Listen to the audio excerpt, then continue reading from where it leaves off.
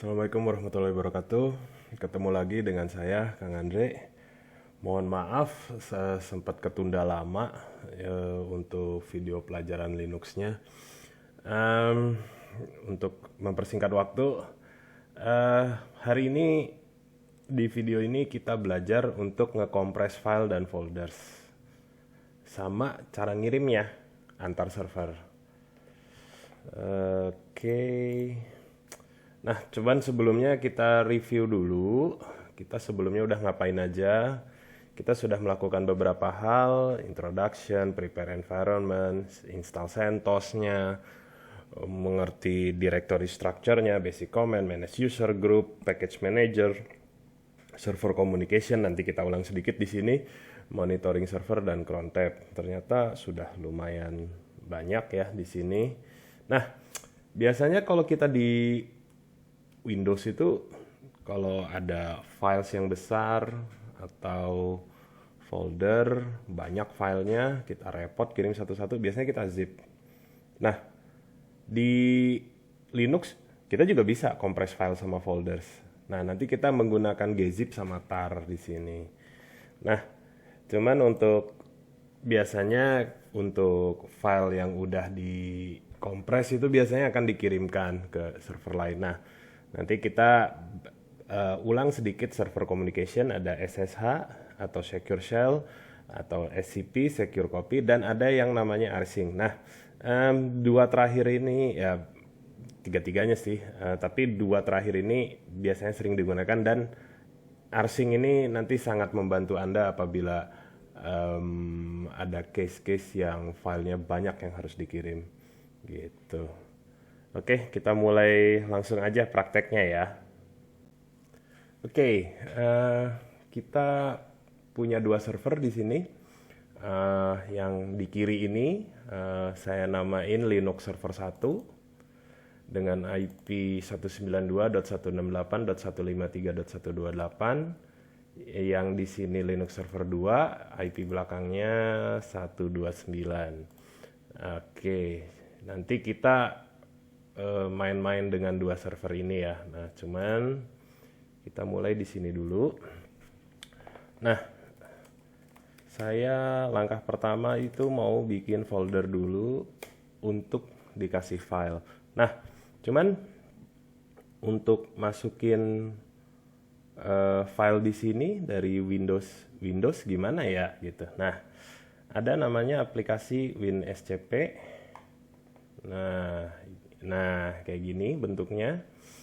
Nah, ini berguna untuk naro file dari lokal komputer Anda ke server gitu. Begitu pula sebaliknya. Oke, saya isi dulu di sini. Ini user saya. Passwordnya nanti aja. Coba saya login, minta passwordnya.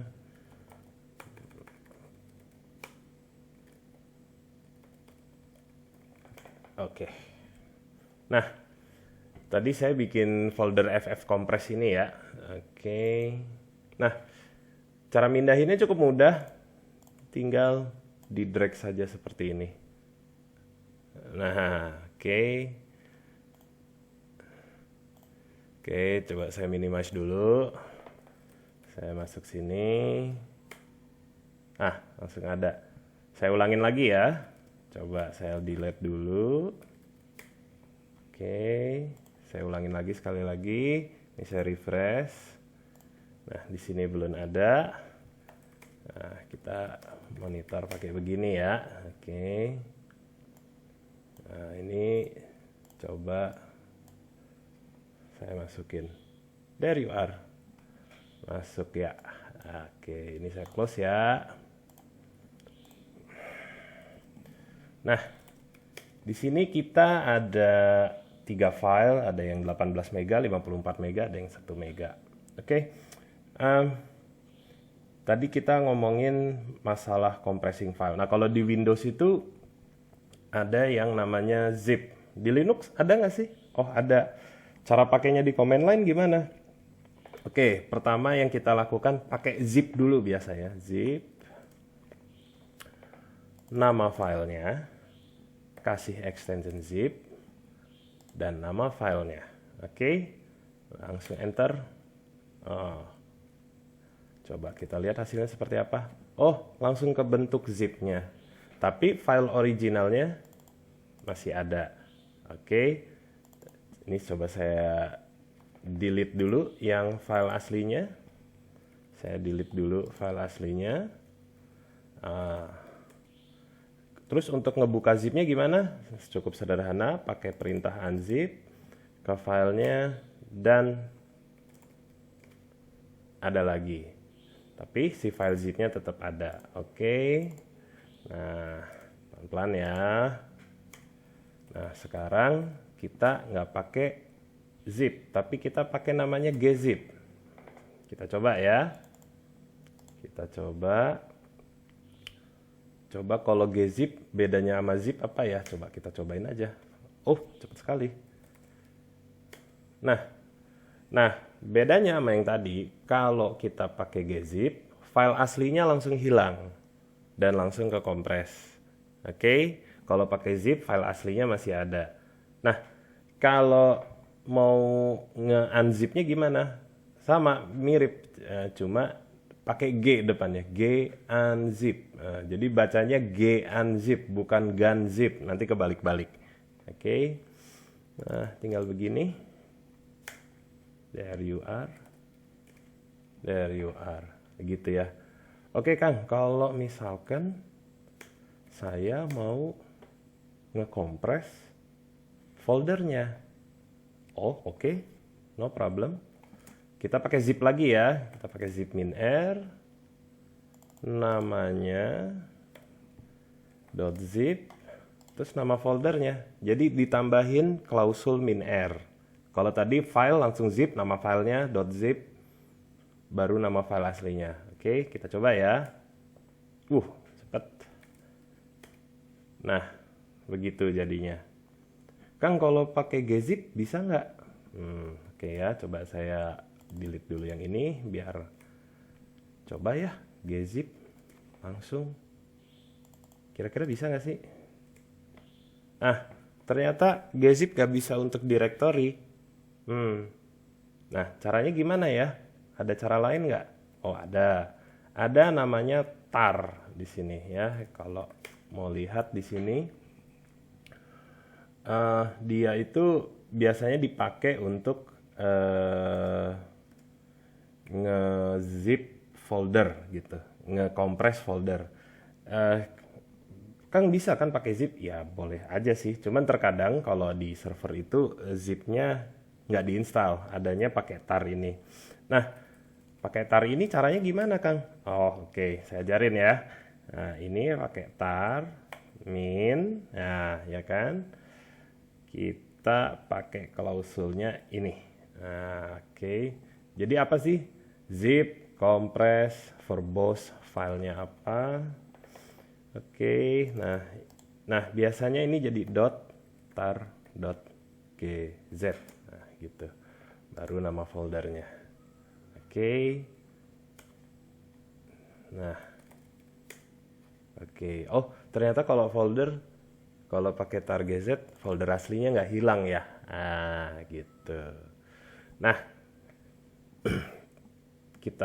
saya hilangin folder yang aslinya. Kalau kita mau ekstrak gimana? Nah, kalau kita mau ekstrak mudah, tinggal begini ya. Nah,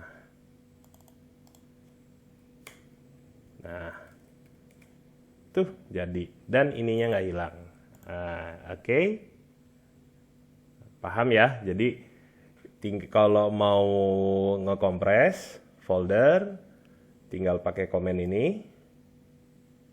Kalau misalkan mau ngeekstrak, tinggal pakai komen ini. Oke. Nah, sekarang saya punya server di sini. Oke.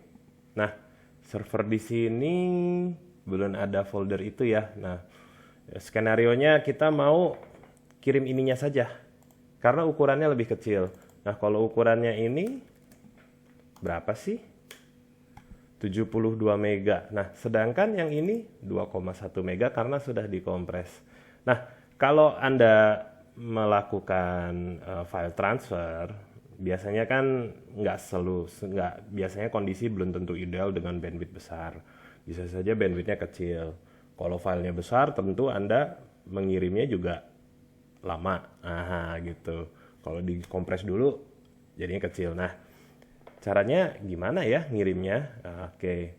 Waktu dulu pernah ada komunikasi antar server. Nah, caranya kayak gini ya. Coba saya pengen nyambung ke sana 153. Ntar lupa. Oh iya benar 153 129. Coba deh kita ke sana. Oke, masukin passwordnya. Masuk ya. Oke. Oke, nah saya keluar lagi. Nah, sekarang saya mau kirim ini saja. Oke, SCP, nama filenya. SCP itu secure copy ya. Oke, username-nya, IP-nya, 129. Nah, harus disebutkan folder destination-nya apa. Oke, nah kita di sini folder destination-nya adalah ini ya, Om Ramadan. Oke, coba kita kirim deh. Minta password. Cepat ya. Di sini, nah langsung ada. Setelah ada, kita ekstrak ya.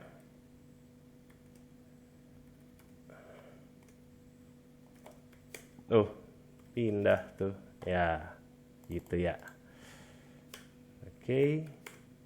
Nah, Kang, kalau SCP ini bisa untuk ngirim folder nggak sih? Bisa banget, bisa banget. Coba ya, saya hilangin dulu folder di sini biar kelihatan maksudnya nih. Nah, oke. Nah, bedanya kalau mau kirim folder itu tinggal tambah klausul min_r. Min_r ini rekursif. Jadi dia nanti ngambil folder di dalam foldernya itu keambil semua. Oke, yang diambil adalah ini. Oke. Saya kirim ke sini. Oke. Coba dong.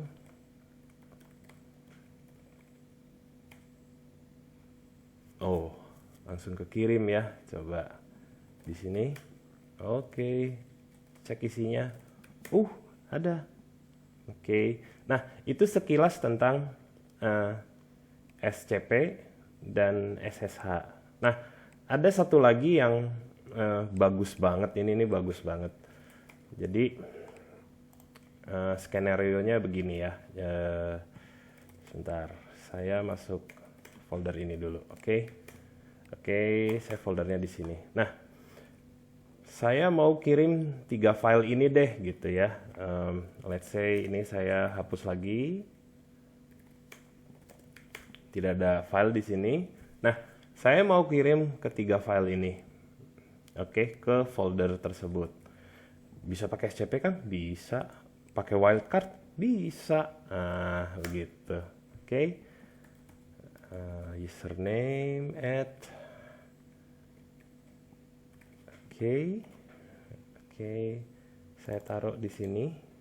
Oke.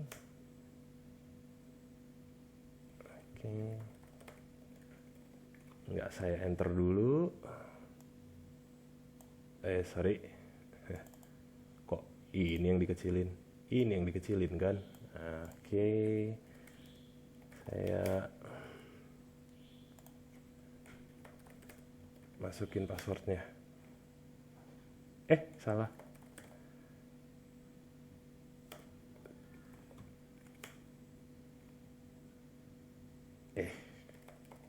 Maaf ya. Oke, kirim. Nah, kalau udah ada filenya di sana, saya lakukan SCP lagi.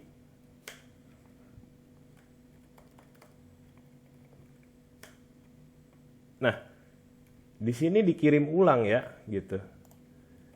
Apa yang terjadi kalau saya lakukan SCP ulang di sini? kalau saya lakukan SCP ulang, berarti seluruh file yang ada di sini ditimpa. Oke, saya ulangi lagi. Kalau saya melakukan SCP ulang, berarti seluruh file yang ada di sini ditimpa. Nah, loh, Kang, repot juga dong kalau misalnya ada 200 file. Saya baru kekirim 100, terus kekat nih networknya, ada problem. Nah, saya ngelanjutinnya gimana? Apalagi ini filenya nama belakangnya beda-beda, nggak .html seperti ini. Nah, itu bisa namanya pakai rsync. Nah, oke. Nah, untuk mensimulasikan rsync, saya delete dulu ya. Oh, sorry. Saya delete dulu deh, gitu ya.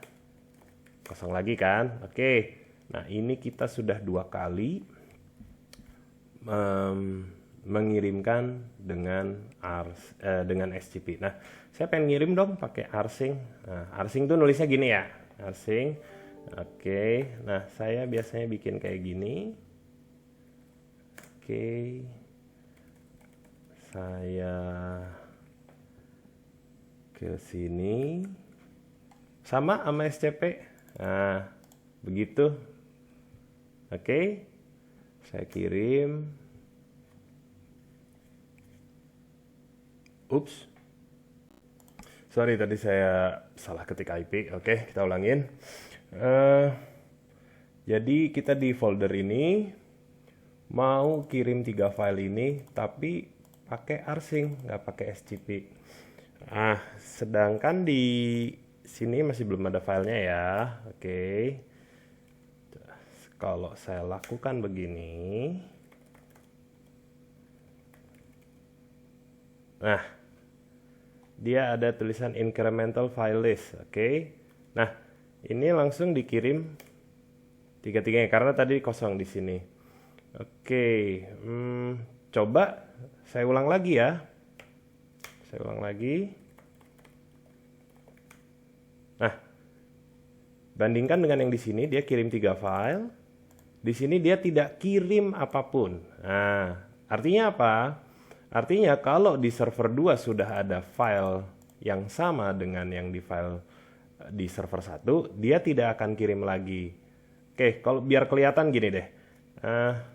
Saya delete 2 file. Oke.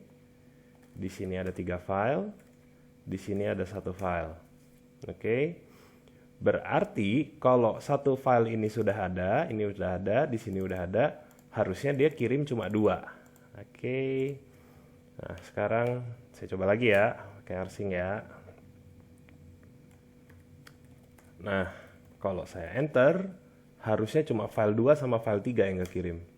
There you are, gitu. Nah, jadi kalau rsync itu dia bisa ngelanjutin file mana yang belum ke transfer. Case-nya seperti tadi itu. Let's say Anda punya ribuan file, extension-nya berbeda-beda. Anda menggunakan rsync. Nah, ketika let's say ada 1000 file, baru 100 file, ada kendala di networknya. Nah, namun setelah 15 menit kemudian, oh ternyata balik lagi nih, networknya udah berfungsi lagi. Nah, itu tinggal Anda lanjutkan. Jangan menggunakan SCP ya. SCP tadi malah nimpa dari awal gitu.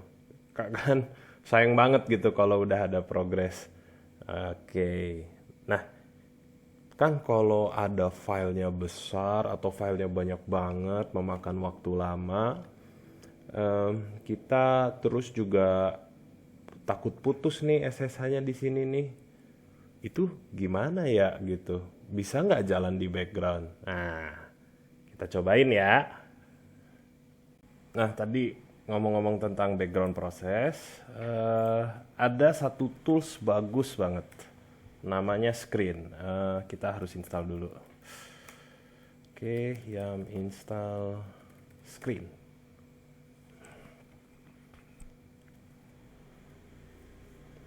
Oke, bentar.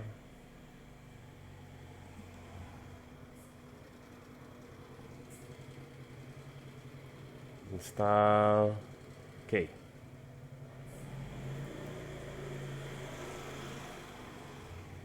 Oke. Nah, oke, sekarang saya kasih file yang gede ya. Coba ukurannya besar. Nah, saya bikin folder di sini. Nah, pakai ini bisa bikin folder juga ya. Big file, big file, big file. Pakai WinSCP bisa bikin folder juga. Ini 300 mega. Saya kirimin aja ke sini. Oke. Nah. Oke. Saya di sini di server 2-nya. Nah, saya bikin juga folder yang namanya sama. Oke. Nah, sekarang saya SCP biasa aja dulu ya. SCP big file Ramadan at 153. Oke. Home Ramadan. Oke. Nah. Cepet juga ya ternyata kirimnya. Oke. Kurang gede berarti filenya, tapi nggak apa-apa deh.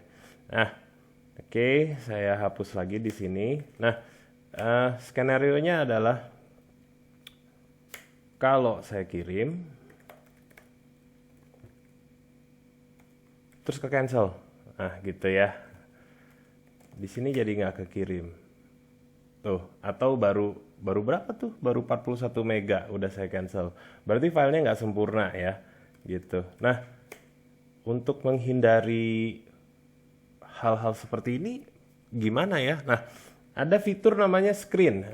Jadi tadi udah kita install ya. Nah, di sini Anda bisa baca manualnya tentang screen.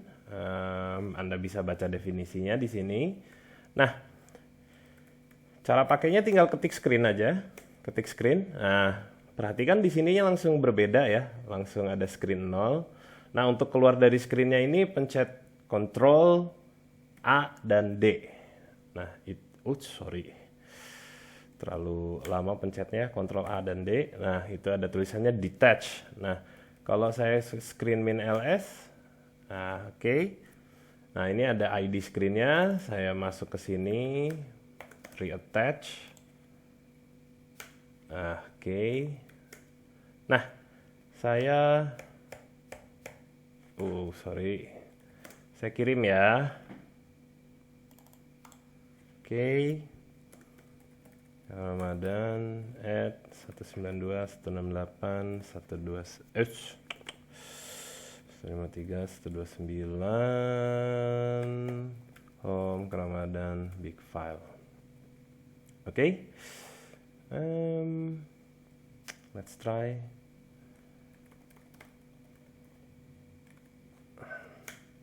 Nah, terus langsung saya keluar dari sini, saya close aja. Harusnya ke cancel kan? Tapi enggak. Nah, dia terkirim secara sempurna. Oke. Oke, jadi caranya memang seperti itu. Jadi kalau pakai screen itu Anda bisa kirim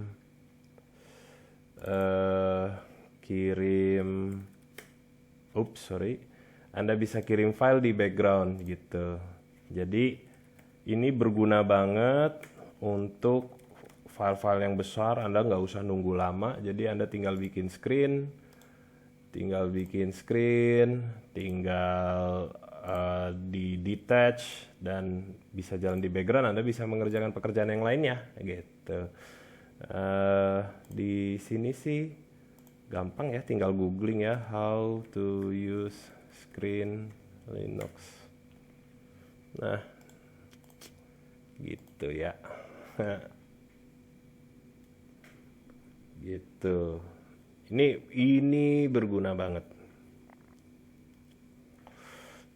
Gitu. Ini berguna banget. gitu. Nah, Anda bisa baca deh di sini ya.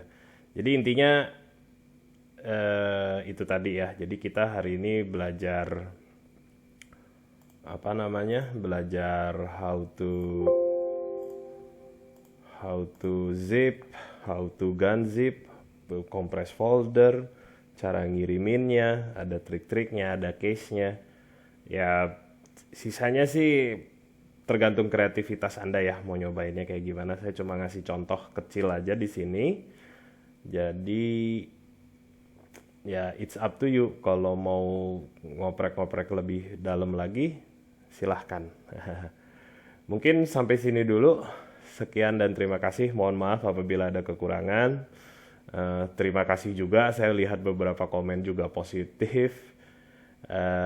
Apa namanya? Juga Kang lanjutin dong gitu. Itu buat saya seneng banget sih.